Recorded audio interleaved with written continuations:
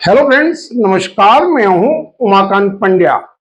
आज हम सॉल्व करने जा रहे हैं प्रश्नावली 8.1 का क्वेश्चन नंबर 10।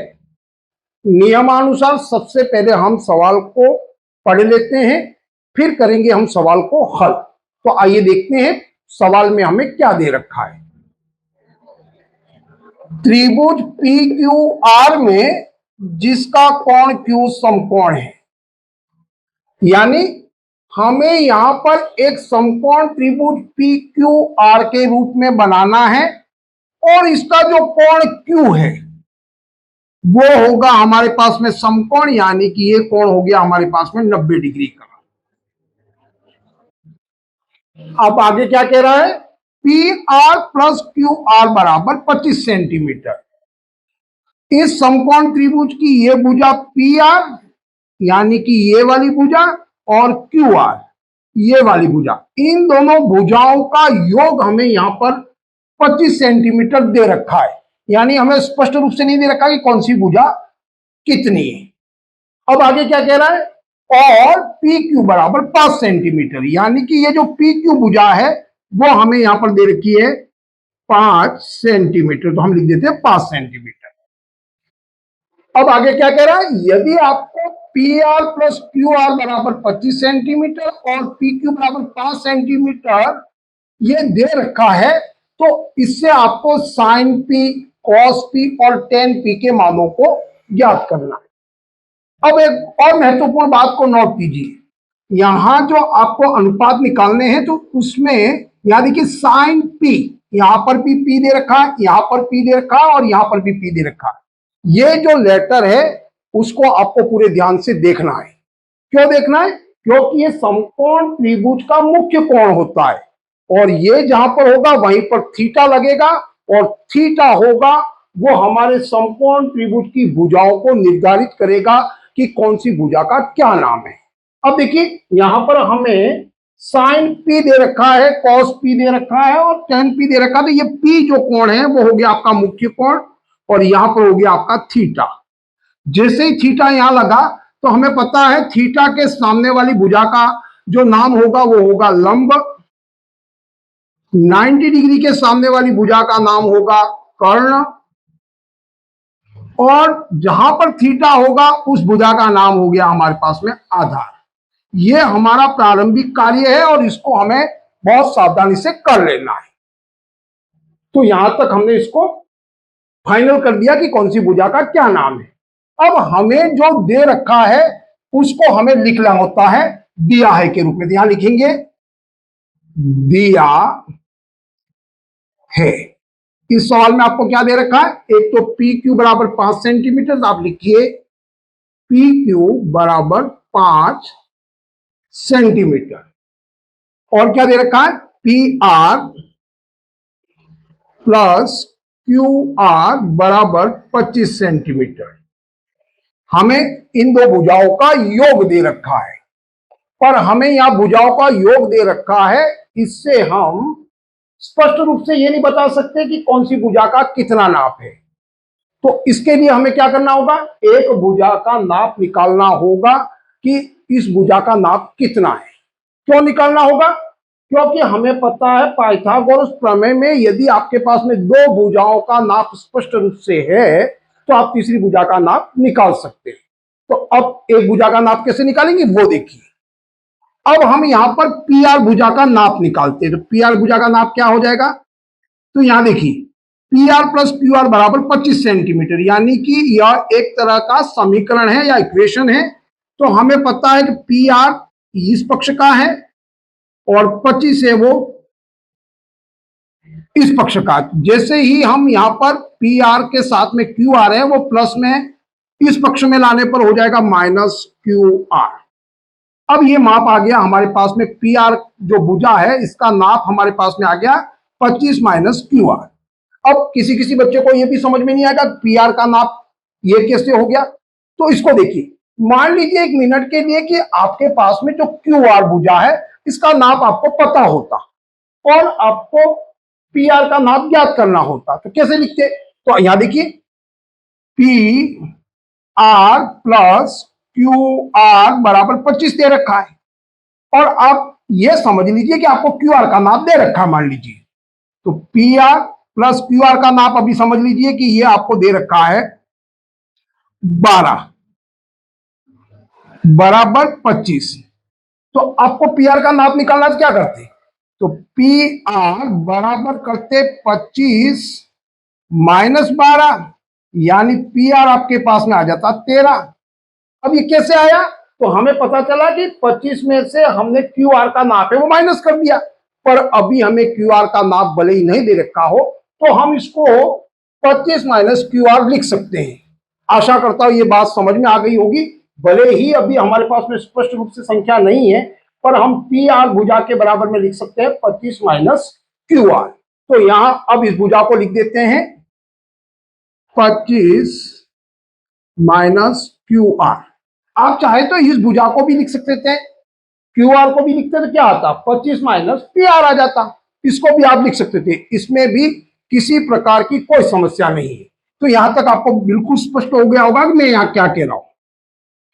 अब एक भुजा जैसे ज्ञात होगी तो हमें पता, तीसरी भुजा लंब का नाप निकालना तो क्या करेंगे, हम निकालेंगे इसको पाइथागोरस प्रमेय से।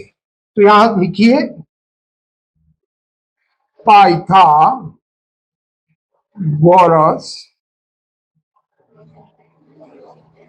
प्रमेय से। पाइथागोरस प्रमेय में क्या दे रखा है, कर्ण स्क्वायर बराबर आधार स्क्वायर प्लस लंब स्क्वायर।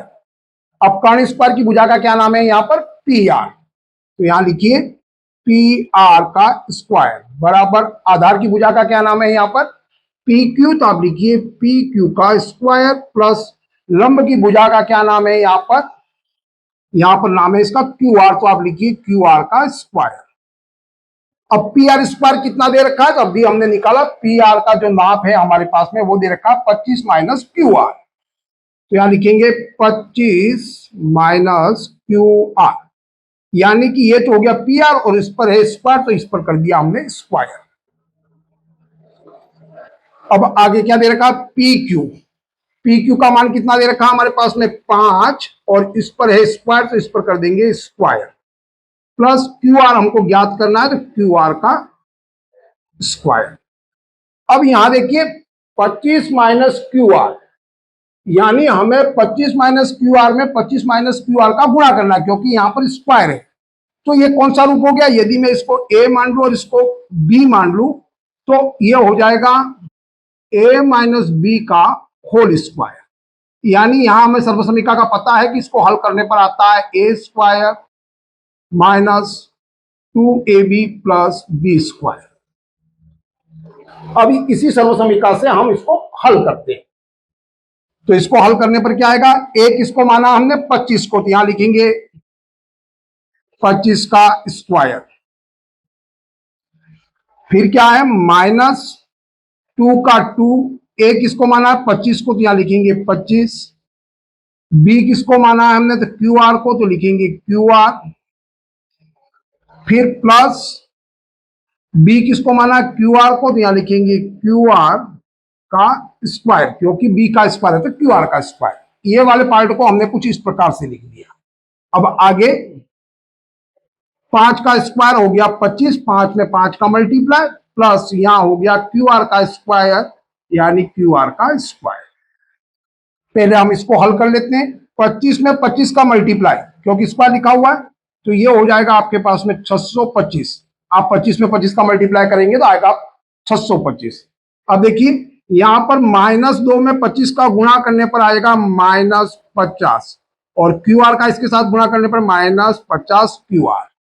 ये हो गया, प्लस क्यू आर का स्क्वायर है तो क्यू आर में स्क्वायर करने पर हो जाएगा क्यू आर स्क्वायर बराबर 25 माइनस क्यू आर स्क्वायर। अब देखिए यहां पर भी क्यू आर स्क्वायर है माइनस का और यहां है प्लस का, माफ करना ये प्लस का है, ये प्लस का है, ये भी प्लस का क्यू आर स्क्वायर है और ये भी प्लस का क्यू आर स्क्वायर है। तो ये इस पक्ष से इस पक्ष में आएगा। समीकरण में क्या होता है, इस पक्ष का इस पक्ष में आता है तो ये वाला क्यू आर प्लस का इधर आकर के माइनस का हो जाता है, क्यू आर से क्यू आर आपका क्या हो जाता, कट जाता है, यानी कि लेस हो जाता। तो ये हो गया जीरो, यानी कि क्यू आर हमारे यहां से समाप्त हो गया। अब हमारे पास में क्या बचा, यहां बचा है 625 माइनस 50 क्यू आर बराबर 25। अब हम ऐसा करते हैं कि संख्याओं को एक तरफ कर लेते हैं और इस पार्ट को एक तरफ कर लेते हैं। तो ये हो गया 625 और इस 25 को मैं इस तरफ लाता हूं, इस पक्ष में तो क्या हो जाएगा, प्लस का तो माइनस 25 बराबर ये वाला पार्ट, ये क्या 50 क्यू आर पूरा है, तो इस पक्ष में लाने पर ये हो जाएगा प्लस का 50 क्यू आर। ऐसा क्यों कर रहा हूं, आपको स्पष्ट रूप से समझ में आए।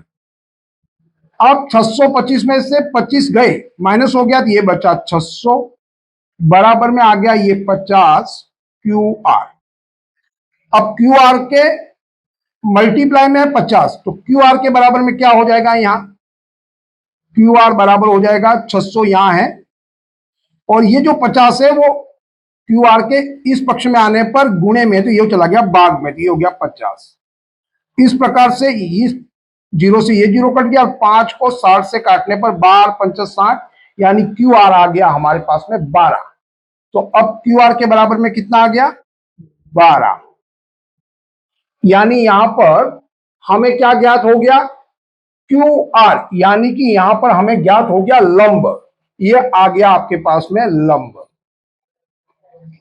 तो लंब का नाप हमें पता चल गया कि लंब का नाप, क्यू आर का माप कितना है, 12। अब देखिए कर्ण का माप कितना है, 25 माइनस क्यू आर, यानी कि 25 में से मुझे 12 को लेस कर देना है, तो यह माप आ जाएगा। तो इसको कैसे करेंगे, वो यहां देखिए, यहां देखिए, यहां पर हमें पी आर बराबर 25 माइनस क्यू आर दे रखा था। हमने यहां क्या लिखा था, पी आर बराबर 25 माइनस क्यू आर। अब क्यू आर ज्ञात हो गया, तो पी आर कितना है वो आ जाएगा 25 माइनस क्यू आर कितना आ गया हमारे पास में 12। तो अब पी आर कितना हो गया, 25 माइनस 12 बराबर हो गया 13। यह आ गया 13 सेंटीमीटर, यह आ गया आपका पास में 12 सेंटीमीटर। अब इसका नाप आ गया हमारे पास में 13 सेंटीमीटर, यह आ गया 12 सेंटीमीटर और यह हो गया 5 सेंटीमीटर। इस प्रकार से तीनों भुजाओं का नाप हमारे पास में अब आ गया है। अब तीनों भुजाओं का नाप और अनुपात भी कह सकते हो कि तीनों भुजाओं के अनुपात हमको प्राप्त हो गए, तो अब बहुत आसान तरीके से साइन पी, कॉस पी और टेन पी के नाप लिख सकते हैं। अब लिखिए, सबसे पहले लिखेंगे साइन पी। साइन पी बराबर, अब साइन किसको कहते हैं, तो हमें पता है साइन का मतलब होता है लंब बटा कर्ण। तो साइन को लिखेंगे, साइन पी के बराबर में क्या हो जाएगा, लंब बटा कर्ण। अब देखिए लंब कौन सा है यहां पर, तो लंब की भुजा को ही लिख दीजिए। लंब कितना हो गया, क्यू आर बटा कर्ण कौन सा हो गया, पी आर। तो क्यू आर यहां पर कितना है, क्यू आर है हमारे पास में 12 और पी आर हमारे पास में कितना है 13, यानी कि साइन पी के बराबर में आ गया 12 बटा 13। अब इसी प्रकार से cos P, cos P, cos का मतलब क्या होता है, आधार बटा कर्ण। तो लिखिए कॉस पी बराबर आधार बटा कर्ण। अब आधार कितना है आपके पास में, आधार दे रखिए भुजा हमें पी क्यू के रूप में, पहले लिख दीजिए भुजा पी क्यू बटा कर्ण है पी आर, तो ये पी आर। अब पी क्यू भुजा का क्या नाप है 5 और पी आर भुजा का नाप है हमारे पास में 13, यानी कि 5 बटा 13 इसके अनुपात हमें कॉस पी के रूप में प्राप्त हो गया। इसी प्रकार से हमारे पास में टेन पी। अब टेन का मतलब क्या होता है, लंब बटा आधार। तो लिखिए लंब बटा आधार। लंब का कौन सा, क्यू आर। तो लिखिए यहां पर क्यू आर बटा आधार कौन सा है, पी क्यू। क्यू आर कितना दे रखा है यहां पर, क्यू आर आ गया हमारे पास में 12 और पी क्यू आ गया हमारे पास में 5। इस प्रकार से 10p के अनुपात आ गया 12/5। इस प्रकार से हो गया ये सवाल हल।